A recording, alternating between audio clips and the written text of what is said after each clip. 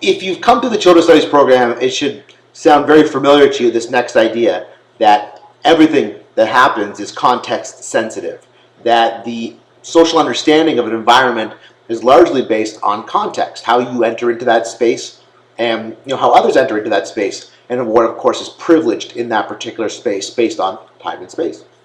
This is the notion behind social privilege and social construction, which should be common ideas to you at this point, fourth year in the Children's Studies program. But if it's not, then you should probably send me an email, because there's a little bit of further reading you'll need to do on sort of what is social construction, how does social construction work, and how do social constructions create social privilege for some while marginalizing others. Important point.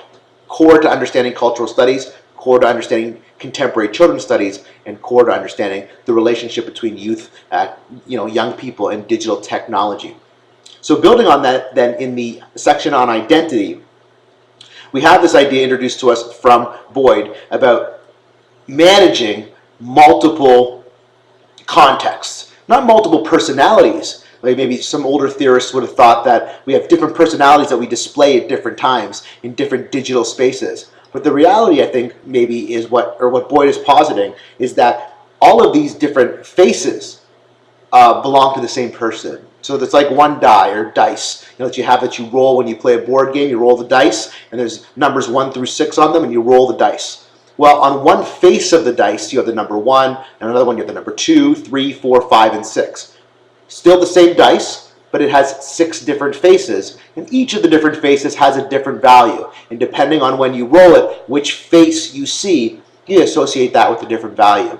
We get a similar idea or a similar notion here in exploring identity in the context of young people, that they're managing multiple contexts through multiple spaces. And of course, this is a little bit different or tricky given the fact of how social networking sites are working. And Boyd talks a bit about that. So here's your task for this week. Read the whole first chapter on identity. If you haven't yet read the introduction, I'm not sure why. I know I didn't put it on the syllabus, but in fourth year, you should probably always be reading the introduction of any book that you read, in part because it tells you what the thesis of the book is, but also because it walks you through how the book itself is organized and structured and what its cultural or social and academic value is, or values are. So you should go back and read that as well. Not mandatory. Strongly suggested.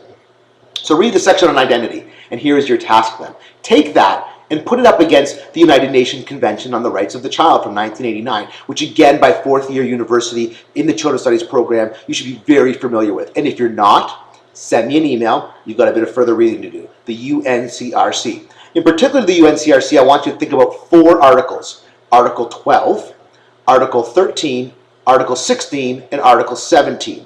Article 12 tells you, that you have the right to your opinion. So you have the right to give your opinion, and for adults to listen to your opinion and take it seriously. Okay? Article 13, you have the right to find out things.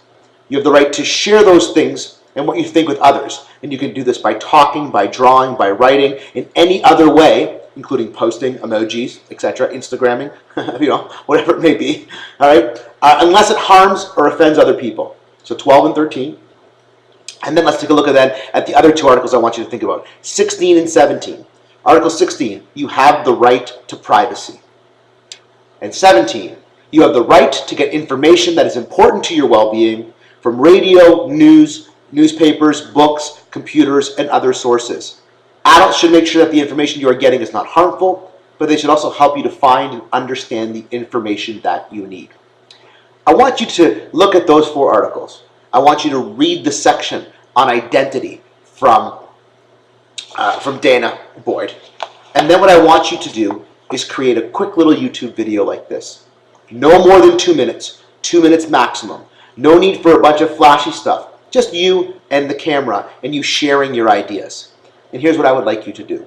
I would like you to select one of the articles, whether it's 12 or 13, whether it's 16 or 17. Select one of those articles. And with that one article, I want you in 2 minutes or less to explain how you think, or how well you think, the UNCRC, through Article 12, 13, 16, or 17, is meeting the needs of young people in digital spaces as they are described by Dana Boyd in Chapter 1. That's your task. It's due Friday on Moodle. Good luck to you. If you have any questions, send me an email, sgennaro@yorku.ca.